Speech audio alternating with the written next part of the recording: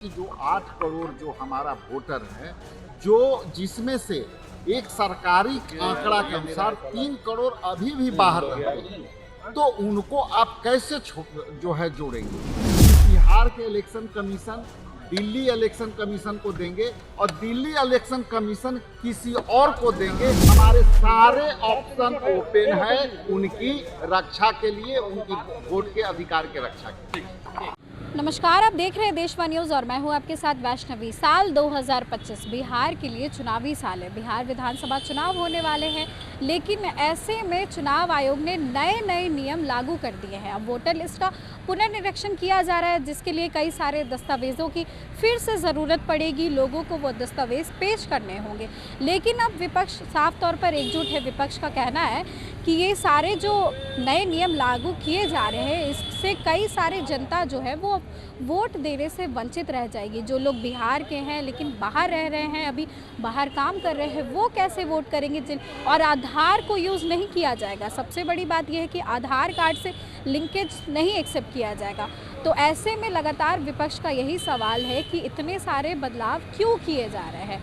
और इसको लेकर के बता दें कि इंडिया गठबंधन के जितने भी अलाइड पार्टनर्स हैं, सहयोगी दल है, वो सारे के सारे यहाँ पर पहुँचे थे। वीआईपी सुप्रीमो मुकेश सहनी से लेके कांग्रेस के प्रदेश अध्यक्ष राजेश राम भी यहाँ मौजूद थे।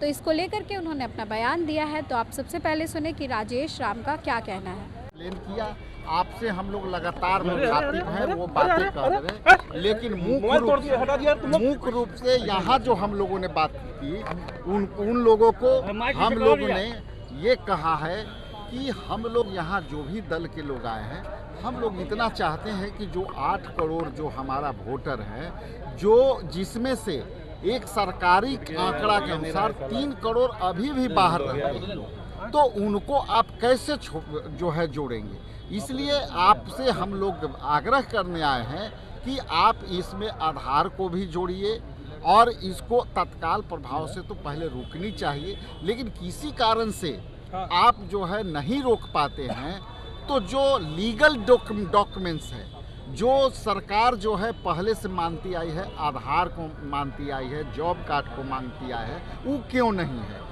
तो उसके लिए भी एक प्रारूप आपके तरफ से जानी चाहिए, प्रस्ताव जाने चाहिए, जिसमें जॉब कार्ड का जो है, हालांकि बिहार के इलेक्शन कमीशन ने ये हम लोगों को भी समझाने का कोशिश किया और ये सिक्योरिटी दे रहे थे, लेकिन ये स्पष्ट है कि ये हमारी बातें वहाँ तक पहुँचाने की कोशिश करेंगे। लेकिन हम लोग को पता है कि बिहार के election commission Delhi election commission को देंगे और दिल्ली इलेक्शन कमीशन किसी और को देंगे, इसलिए ये भी लागू होने वाला नहीं है।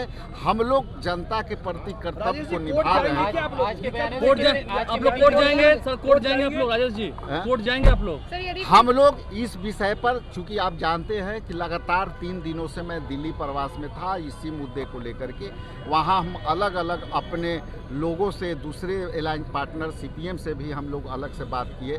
अपने दल के अंदर जो लीगल साइड में हमारे मनु सिंघवी साहब हैं, उनसे हम लोगों ने डिस्कशन की है। उनके जो एक्सपर्ट्स थे, कल हम लोगों ने इंदिरा भवन में उस पर भी हम लोगों ने बात की है। और हमारे जो सबसे हायर लीगल लॉयर है कांग्रेस के, उन लोगों से भी हमारी मंत्रणा चल रही है। और हमारे बड़े नेता केसी वेणुगोपाल साहब से भी हमारी बात हुई है दिल्ली में। इसके बाद खड़गे साहब से भी बात हुई है और इस पर गंभीर चिंतन चल रही है, उस पर अध्ययन चल रही है।